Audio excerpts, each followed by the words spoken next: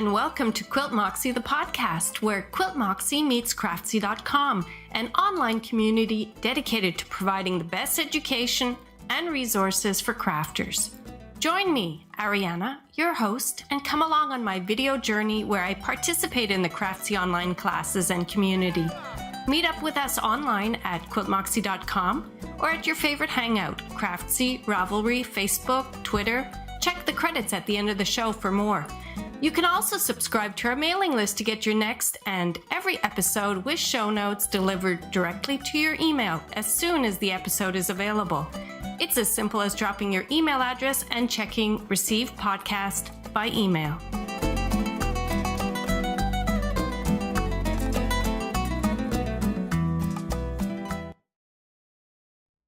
Welcome. If this is your first time, welcome. And if you're tuning in again, thank you for coming back. It's the Easy Breezy Brioche KAL and quilting. Let's get started with the Easy Breezy Brioche KAL. I am so thrilled to let you guys know that we have begun the Easy Breezy Brioche KAL June 1st. I didn't get started right away, but we have participants, and I'm so excited that you're joining me. I had a couple of little hiccups when I got started, and with the help of everybody in our Ravelry Quilt Moxie the podcast group, I was able to complete both projects for the Easy Breezy Brioche KAL. If you'll recall, we're going to be brioching throughout the summer, following either one or both of the classes that are offered on Craftsy. So Craftsy has two brioche classes. One is by Nancy Marchand, which is Explorations in Brioche Knitting. And the other one is Brioche Knitting Made Easy by Mercedes Tarasovich-Clark. So what we're going to be doing is each month we begin a new knit along, and we'll be doing one project from each one of the Craftsy classes. So it's up to you if you want to do one project or both class projects. And I'm doing both class projects as much as possible because I love them both. And all the projects together, you're going to end up with 6 projects. They're unique enough, so you're not really duplicating, and both classes are doing brioche, but in a different way. So for example, in Nancy Marchand's class, you'll notice she will be doing most of the demonstration English style knitting, whereas Mercedes Tarasovich-Clark's class, she's doing more of a continental knitting style. So if you prefer one or the other, or some of the projects in one class over the other, well, that might help you decide which one you want to do. So what's happening now is we have just begun the first KAL, and there's an overlap where each month a new KAL begins. Each KAL is 2 months long. So the first one in the class for, well, I may as well show you. Nancy Marchand's class was basically swatching. It was all about swatching, and I'm so glad I did the swatches. I learned a lot by doing them. So here, I'll show you the first swatch that I did, and it's just like this. Let me see, did I get it right side up? Yes. Okay, so it starts on the bottom here, and you end up doing increases and decreases up here. So that was the first part of a 2 swatch project in Nancy Marchand's class. The second swatch was, oh, I had hiccups. I had a lot of hiccups, but what you're doing is you are doing, what was my final swatch? I'm not even sure. You are doing 2 colors brioche knitting. So here is one of 3 swatches that I ended up doing in 2 colors. So here's the other side. This is the Shetland wool from my mom's collection that I was using. And the purple is basically the same wool, over-dyed in my microwave. So we have the same wool. Let me see, was it this one, the final one? No, I don't think so. But I'll show you the swatches. Where I was coming into problems was with the syncopation, and the syncopation is this little piece here. Yeah, I think this is my first swatch where I just kept practicing and it got longer and longer and longer. In fact, the final swatch, which is the first one I showed you, is slightly longer than the swatch in the class materials.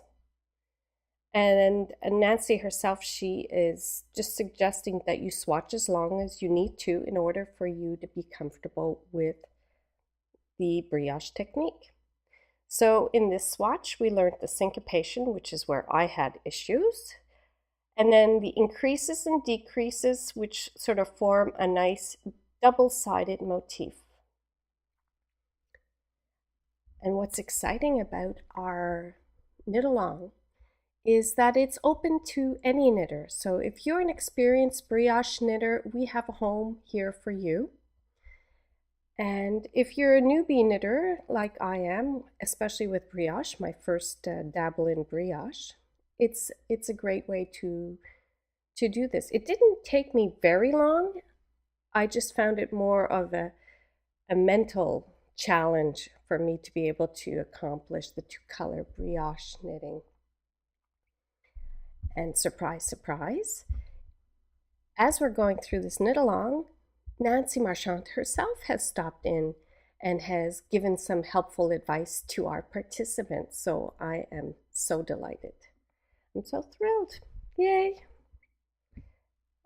Here's another one. Just want to show you, you see, I had to do 3 tries at the two-color brioche knitting swatch.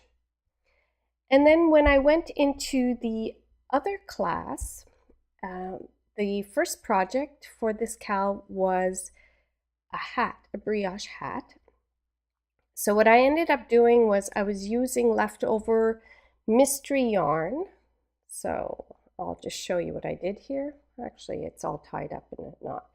Here are 3 of the 4 yarns that I used. So it was basically a sock yarn mixed with this fuzzy mohair yarn that I found, and then some more green fuzzy mohair yarn with another sort of green variegated sock yarn that I've run out of. And the first thing I did was I did do a swatch. So what I did was here the green mohair combination with the sock yarn, I swatched that up, and you'll notice with the blue here, this is the 4-inch square that I sort of highlighted in my swatch, and then I blocked it, and then I measured it afterwards to see how much it grew or shrunk, etc. So that was the first step in the brioche hat. And here is the brioche hat that I ended up doing. You know, the original pattern, of course, was one color, but because I had only a little bit of yarn of everything, I decided to do stripes, and I wanted to see how that worked. And you're going to notice that you can barely see where the jog is. In fact, I'm not even sure right now. I know there, here it is. Here, I recognize it because it's slightly wider on this, and this is probably due to something that I did that was, I don't know, but that's how I can recognize where the color changed. So let me show you the other side. Don't blink. Look at that. It looks identical. Isn't that amazing? You can't even, no. So, and this hat, actually, let me just get it on. Let's see if I can see how long I can stand it with the heat here. this sort of hat is kind of slightly, it's not really slouchy, but I tried it on everybody in my family from 2 years old to 77 years old. So it was grandma, it was my son, my daughter, my grandson, and everybody looks great in this hat. So, it is hot. So, there's still time to do this as part of the knit-along. And the knit-along will end for this particular knit-along, the first project, ends at the end of July. And for that knit-along, we do have a prize. So if you're interested in the prize, it is a knitting project bag that I put together. And I'm not even sure if I can show you all of everything, but I designed it to do socks 2 at a time, sleeves 2 at a time. So on the inside of the bag, you're going to see that there's a couple of compartments, which you can barely, can you even see? So here's the middle compartment, which fits your iPad if you need to bring it. And then you have a side over here and a side over here. And what else does it have? It has a zippered pocket here, which is also fully lined, where you can put all sorts of stuff. Basically, anything you need to knit any project, I would think, would fit in here. It's quite large. And it has a drawstring, some handles, oops, and little rings to hold your stitch markers or whatever you want. In fact, the zipper pull, you can put stitch markers on there as well. So I've been getting some very positive feedback on the knitting project bag, this one. And for the second KAL, although I haven't done it yet, I think I'm going to sew up another project bag, some sort of a knitting project bag. Maybe I'll do a bucket bag. I don't know yet. I haven't decided exactly what the prize is going to be for the second knit-along in our Brioche, Easy Breezy Brioche knit-along. The second project in Mercedes' class, we're doing fingerless mitts. And in Nancy's class, we're going to be doing the Jackie scarf. So sign up, and I'll be posting the prize soon. Hope to have you along. Maybe we'll keep cool during the summer with brioche knitting. I'm so glad that you guys have joined me. It's made it so much more fun and a lot easier for me to learn how to do some brioche, and I hope you're having fun as well. So let's move into quilting. Well, the month of June just came and went in a flash. It was all about quilting. In 2010, I was the workshops coordinator for the CQQ here in Quebec, which is Courte Pointe Quebec Quilts Association, which is the quilting association for all the Quebec quilters. Every 2 years we have a quilt expo here in Montreal, and I was heading up the workshops, so that gave me the privilege of selecting some of the teachers and some of the workshops that I wanted to offer to the participants. And this year, because I wasn't the coordinator, I actually had the chance to take 2 classes. I was so thrilled. One of the teachers was Deborah Campbell, and she was also teaching in 2010, but I wasn't able to take her class. So this time I took her class. It was about, she's the specialist in applique. She has won, I think, was it her first quilt that she submitted? I'm going to show you her book. And I'm going to add a little video here showing some of the quilts and the quilting teachers and everything that I did. So here's her book.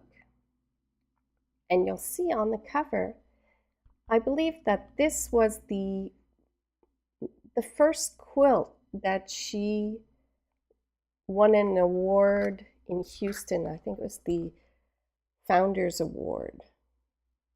Yeah, incredible. So her specialty is hand applique, hand quilting, hand. So that was one class. And the other class that I took, another amazing quilter artist, is by Piera Vernix. And she was, the class I took was free motion quilting and trapunto. And she does white quilts that are incredible. Also, another winner at the Houston Quilt Festival. You have to check out her quilts. So, I learned so much. They're amazing. I think our quilting association is the best kept secret out there. It was just amazing. So yeah. So that was the quilting expo here in Montreal. And after that, we did a day trip to Vermont. The Vermont Quilt Festival is another huge festival, and the quilts are extraordinary. Of course, a lot of our quilters here in Montreal expose in Vermont as well. And I will have those pictures here in a little video as well. In fact, in Montreal, we have Dominique Herman. I had to take her picture with her quilt in Vermont because I didn't get a chance to speak with her while I was in Montreal. And if you've ever seen her quilts, you will not soon forget them because they are 3D. Incredible. So if you do get the chance, come to Montreal. First of all, it's at the end of May, I believe, the Quilt Festival, every 2 years. And we have festivals, lots of fun.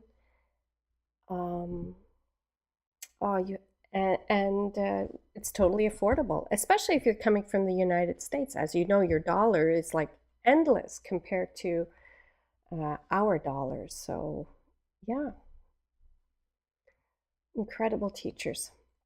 The first of 2 workshops that I attended this year at the Salon 2014 Montreal Quilt Festival was given by Piera Vernix. The biography that is on the CQQ website reads as follows. Far from her mind the idea that one day her fine arts, graphic design, and even ballet studies and journey would eventually come in handy entering the quilting world. Discovering its artistic potential first led Piera Vernix to explore different aspects and techniques. Although a newcomer, her work has been exhibited and awarded both in Quebec and in the United States, such as the Houston International Quilt Festival. High level of workmanship, designs, originality and color, and form harmony distinguish her work. I was lucky enough to learn trapunto and free motion quilting basics from Piera, who's a very humble and generous teacher. The next class that I was lucky enough to attend was given by Deborah Kemble. And her biography reads as follows. I've been quilting for 20 years and discovered my real passion in hand applique 8 years ago. I'm totally self-taught in both design and applique, which result in a simplicity of techniques which I think are unique to me. All my quilts are heavily embroidered, often embellished with hundreds of crystals and pearls, and hand quilted. I've been lucky enough to win many national and international awards, including the Founders Award in Houston, the IQA Best of Show in Cincinnati, the CQA Best of Show, and several first place awards for traditional quilts in Canada, the US, and the UK over the past few years. My inspirations for quilts do not stem from traditional applique quilts, but are more founded in 18th and 19th century silk designs, and I think my quilts reflect this in their designs. I am passionate about the chintzes and fabrics that stem from India and Europe hundreds of years ago. C&T published my book Beautiful Botanicals in 2011 and my pattern-packed Twilight Garden quilts in 2012. I love sharing my ideas about applique and quilting and have enjoyed giving workshops for the past 5 years. I think I am best known for my easy approach to all aspects of my work and my lack of perfectionism. But you'll agree when you look at her quilts, they are amazing.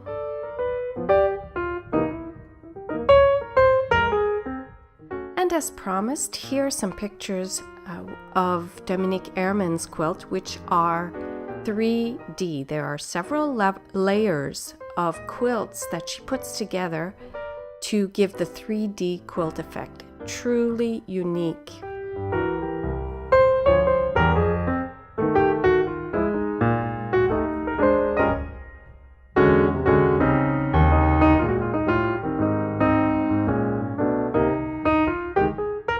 The Best of Show quilt for 2014 was by Micheline Caron. She had machine quilted her quilt, including lots of crystals.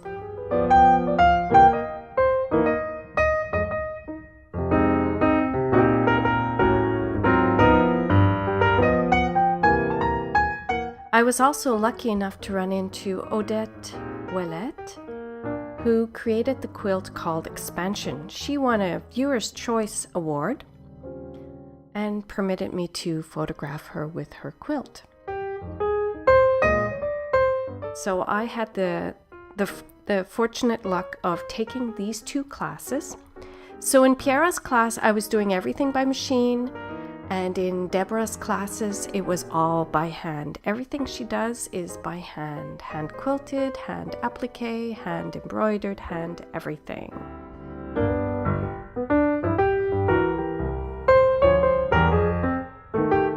If you get a chance to take a class with any of these teachers, just do it.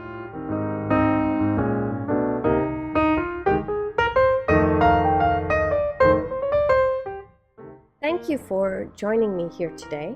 I'd like to invite you to join us in our Easy Breezy Brioche knit-along. Go to Ravelry, Quilt Moxie the podcast, and join our group.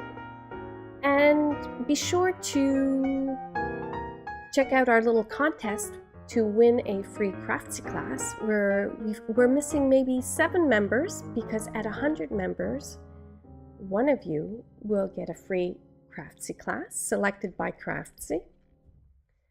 And yeah, I hope you're having fun with your family during the summer. And I'll see you next time. Take care. Bye for now. À la prochaine.